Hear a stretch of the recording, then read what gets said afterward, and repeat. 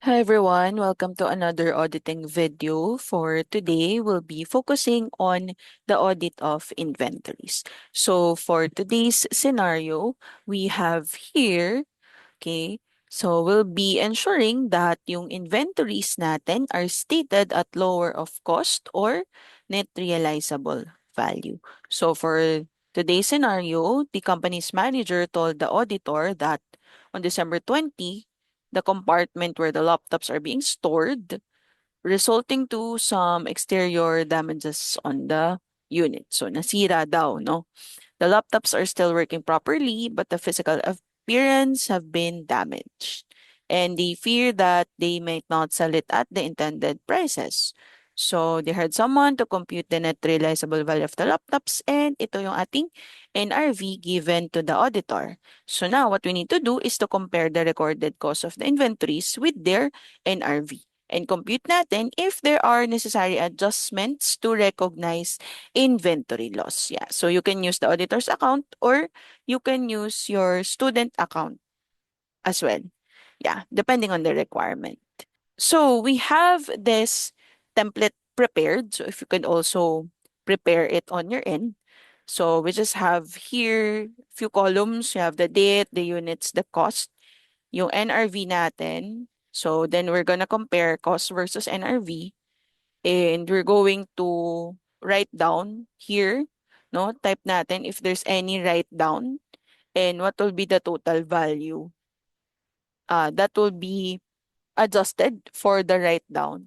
Then we could add some remarks as well. So nilagay ko na rin dito yung net realizable value for each of the laptop kind para hindi tayo mahirapang mag shift from one page to another.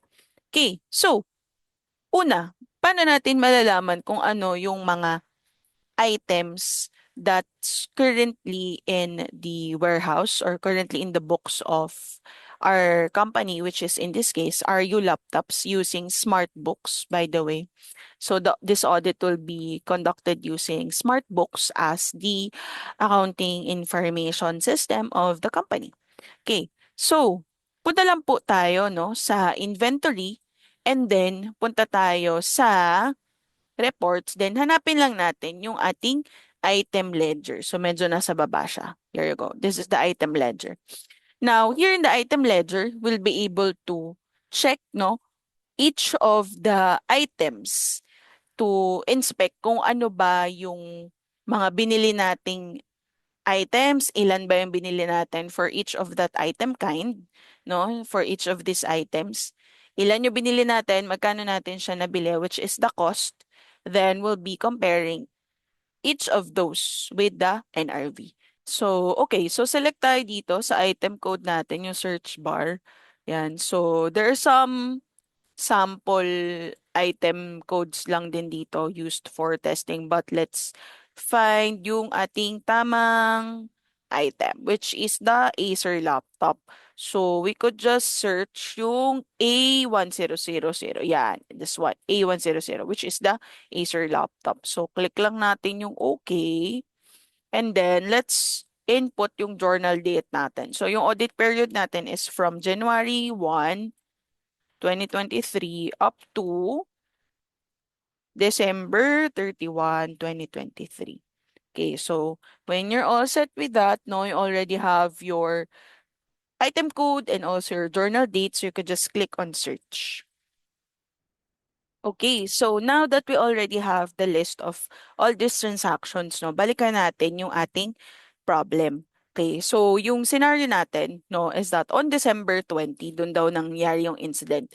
So, ibig sabihin, no, we have to know ano ba yung balance nung mga items na yun on December 20 or ano yung mga items that still in the warehouse or still in the shelves nung December 20.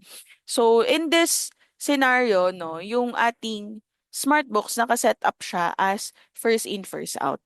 Okay, so ibig sabihin, no, kung ano yung last na binili natin, we could assume yun pa rin yun yung quantity that's still in the shelves. Yan. So sabi, no, nangyari daw nung December 20. So check natin yung mga transactions ngayon. So, meron ba tayong December 20? Wala. So, hanggang December 19 lang. Ito yung pinaka-latest natin, no? So, noong December 19, yung running quantity natin is 20. So, check natin, yung running quantity natin na 20, saan siya galing? So, when we check on that, isa lang naman yung receive natin, no? And 20 items din siya. So, we can safely assume that yung 20 na remaining quantity in your shelves or in your warehouse for the Acer laptops ay galing dito sa document number 28 natin. Ito yung mga deliveries na yon. So, ngayon, titignan natin kung magkano ba yung mga items na yon or magkano natin nabili yung cost nung Acer laptop natin. So, click lang natin tong document link to open that. Okay, so we have the Acer laptop. Binili natin siya kay PC Express noong December 19, 2023. So, nung December 20, nung nangyari yung incident, yung mga items na to is nandun pa din siya sa warehouse kasi nga yung ating running quantity is still 20. Yun pa rin yung in stock natin. So, ayan. So, ito yung na-receive natin, no? So, punta tayo sa ating Excel file. So, yung ating Acer laptop, ito naman yung remaining items yung 20 pieces lang, no? 20 na quantity ng units natin. So, lagay natin dito yung date. So, yung date na na-receive natin, yung mga Acer laptops that we bought or we ordered kay PC Express is on December 19, 2023. Then, lagay natin, no, units, ilang peraso ba yun? The quantity is 20. Then, yung cost natin for each is how much? So, yung price for each is 25,760. Then, yung NRV natin, net realizable value is 24,000. Yan. So, mamaya tayo magdesisyon, no, kung mag-write down ba tayo or hindi. Okay, so, let's put it there. 25,760. Okay. So, yung Acer laptop na to is nabili daw natin siya nung December 19, 2023. So, lagay na natin yung date natin dito. Then, kung ilang units ay 20, no? 20. Now, the question is, magkano po yung cost? Okay, wag nyo munang ilagay yung 25,760 kasi yung price na to ay included na siya ng VAT natin. So, ang tanong natin dito is, magkano talaga yung value of the inventory excluding the tax? Okay, so paano natin malalaman? We could check by shortcut. Pwede kayong tumingin dito sa amount, no? Yung 460,000, i-divide lang natin by 20. Pero syempre, para mas maging confident tayo, punta tayo ng accounting. Then journal entry, click natin yung document link na yan. Okay, so you will see here, no, yung na-debit to your merchandise inventory is 460,000 nga. Hindi yung amount including the VAT. Okay, so 460,000 ano? So lagay natin dito 460,000 divided by your quantity. Yan. So, kung ilang units yon para makuha natin yung cost per unit. Yan. So, yung cost per unit mo pala is 23,000. Ayan. So, lagyan natin cost per unit. So, meron pa ba tayong ibang Acer laptop? Wala na, no? Kasi 20 lang talaga yung quantity natin na yon. So, lagay na lang natin dito total to make sure na na-account natin lahat ng units nung ating item. Okay? So, make sure na well accounted for. Next one is yung Dell naman. So, close na natin to.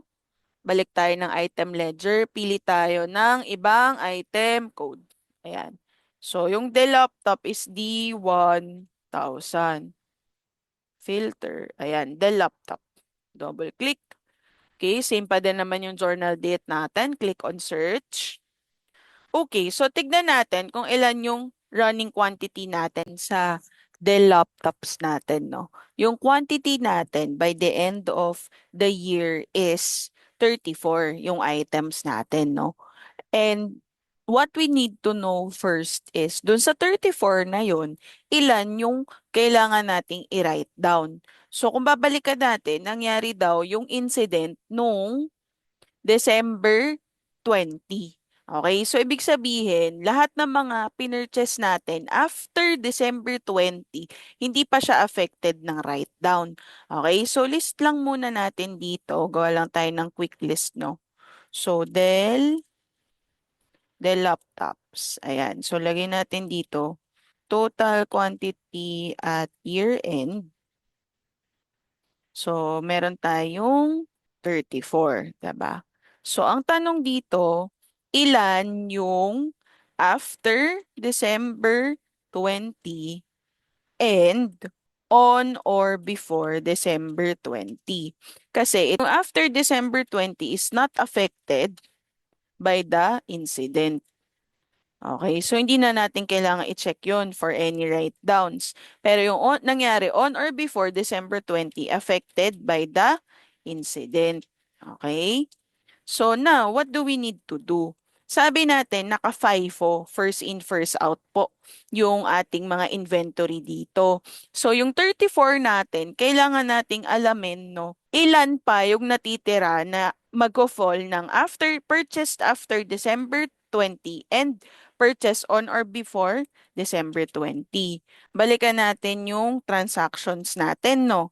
So, ang purchasing document or ang receiving, no, pertaining to we already received yung mga pinurchase natin, ang code niya is PDN. Kaya nga dapat you still remember, no, kung ano yung mga document codes natin dyan. So, lahat ng PDN ay purchase. So, dahil first in, first out, so we can rely or we can already conclude na itong December 27 na mga purchases, lahat yan is kasama dito sa on hand pa. So, lagay natin. After December 20, meron kang 8. And then, on or before December 20, check natin. Kailan pa yung mga na-purchase mo before this, no? Yung mga earlier purchases. Also, you have nung November 11, September 9, and so on.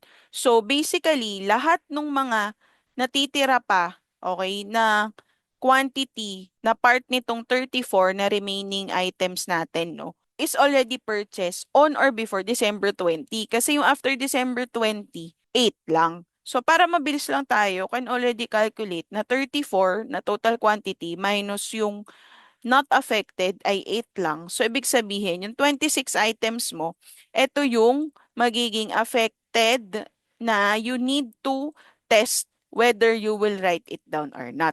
26 na quantity. So, saan manggagaling yung 26 na yon? Dahil first in, first out, no? Ibig sabihin, yung mga huling binili din, yun ang nasa in stock pa. So, ang priority mo dyan, pabalik tayo. Start natin dito kay November 11. So, lagay natin dito, November 11. Ayan. So, fix lang natin yung dates natin. November 11, 2023. Okay. So, may binili kang 15. Okay. And then, ilan pa yung natitira natin? So, ilan ulit yung kailangan natin na total, no, na i-check natin na affected by the incident? 26. So, quick check lang tayo. 26 minus 15 is 11. O yan. So, ibig sabihin, kailangan mo pa ng 11 na quantity. Okay, may 11 units ka pa na we need to check kung saang purchase yon galing. Okay, so balikan natin. Nung September 9, bumili ka daw ng 15. Okay, so ibig sabihin, yung 11 na quantity mo, dito yan galing sa September 9 purchase. Okay, so 992023. Ayan, so lagay lang natin ng total. Then, lagay natin yung total dito. So, syempre, i-check natin, no, kung magkano binili yung bawat isang unit na yan. Since naka-FIFO siya, hindi natin kukunin yung average. So, talagang per transaction. So, check natin muna to, yung November 11. Open natin yung document. So, once you open the document, check natin kung magkano. So, yung shortcut natin, ito lang, no, 405,000. Yan. So, 405,000 divided by 15. So, lagyan natin 405,000 divided by 15. So, 27,000 each. Then, let's go naman nung purchase natin nung September 9. September 9, click natin yung document link. Okay. So, you have it here, no? Meron tayong 375,000 divided by 15. So, 375,000 divided by 15, 25,000 yung cost per unit niya. Okay. So, meron na tayong mga cost. So, all good na tayo with that. We can already proceed to the next item, which is yung Lenovo. So, close na natin itong receiving. Balik tayo sa item code. Search naman natin is L1000, filter. Double-click natin yung Lenovo laptop. Then, search. Okay, then let's check kung ilan yung remaining items. So, yung remaining items natin ay 16. So, yun na yung pinaka-last. Yan. Yun na yung pinaka-last transaction natin na affecting the quantity. So, meron kang 16 items for the Lenovo laptop. Okay, so what we need to check here is yung 16 items po natin na yun, no? Kailan po natin ito binili? Okay? So, since meron tayong 16 items, no, na remaining quantity natin for the Lenovo laptops, what we need now to check is, yun nga, saan galing, no? So, galing siya dito, balikan natin mga PDN, galing siya here sa purchase natin nung November 28, 8 items. So, dahil 16 yan, yung another 8 is galing naman sa October 30. So, lagay lang muna natin ulit yung dates. Then, October 30, 2023. Ayan. So, lagay natin ito 8 and then 8 din dun sa isa. So, actually, no, bukod dun sa pag-check natin, itong mismong document natin, you can actually scroll to the right. Ayan. Then, you can already see the cost. Ayun. So, para mas mabilis nyo lang din ma-validate kung magkano ba yung cost. And yeah, so yung kanina, you can check, no, for us to further inspect kung ano ba yung transaction na yun, see the details of it. But directly from here sa item ledger, ito na yung cost natin. So, yung mga purchase natin ng November 28 is magkano daw? 29,000. 29,000. The next one, yung mga pinurchase natin nung October 30 is 27,000. So, kunin natin yung total. So, syempre, ang total naman yan ay 16, 8 plus 8 lang. So, fix lang natin yung mga formatting natin.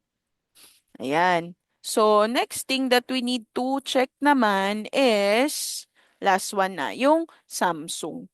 Okay, so yung Samsung na laptops naman, search natin S1000. Filter, double-click Samsung laptop, click search.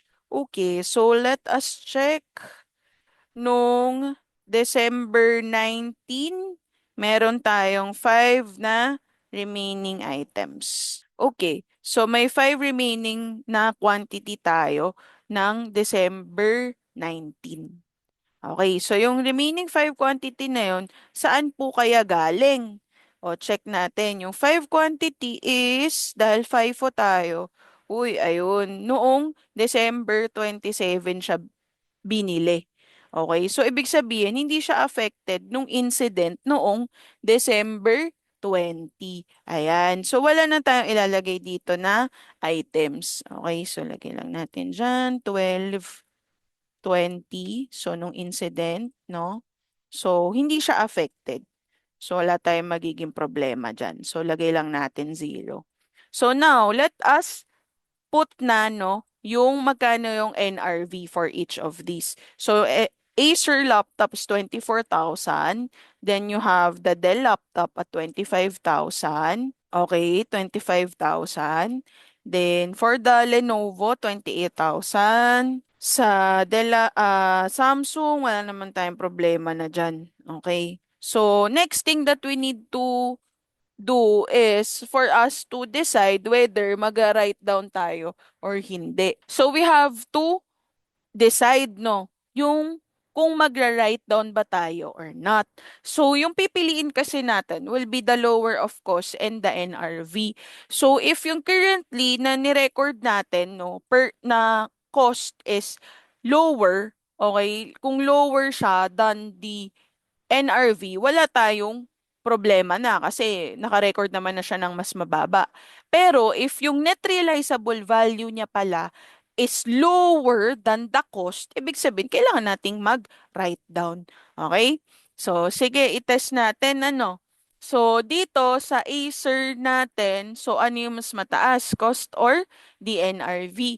So, makikita natin, mas mataas yung net realizable value. So, not subject to write down. Then, the next one naman, so 27,000 yung current natin na cost per unit, NRV niya is 25. So, i-subtract natin. So, negative 2,000 per unit yung i-adjust natin dyan. So, dito naman, not subject din. Bakit? Kasi equal lang siya. Cost is equal to the NRV. Okay, next one, yung Lenovo. Lenovo laptop naman. So, 29,000 yung cost per unit, NRV is 28. So, minus lang natin.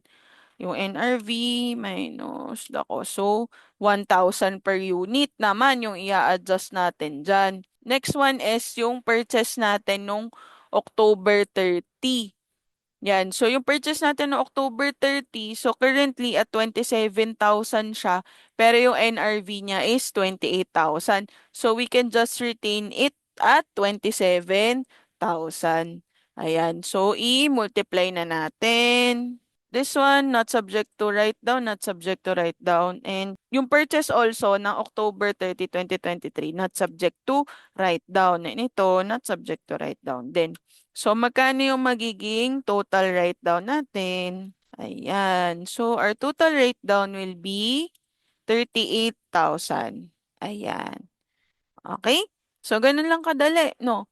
So, ano yung next step naman for us? Upon comparing the cost versus the NRV, we can say na we need to adjust or recognize losses ng 38,000 pesos and decrease the merchandise inventory value with this amount as well. Kasi again, according to the GAAP, no, inventory should be recorded at the lower of cost and net realizable value.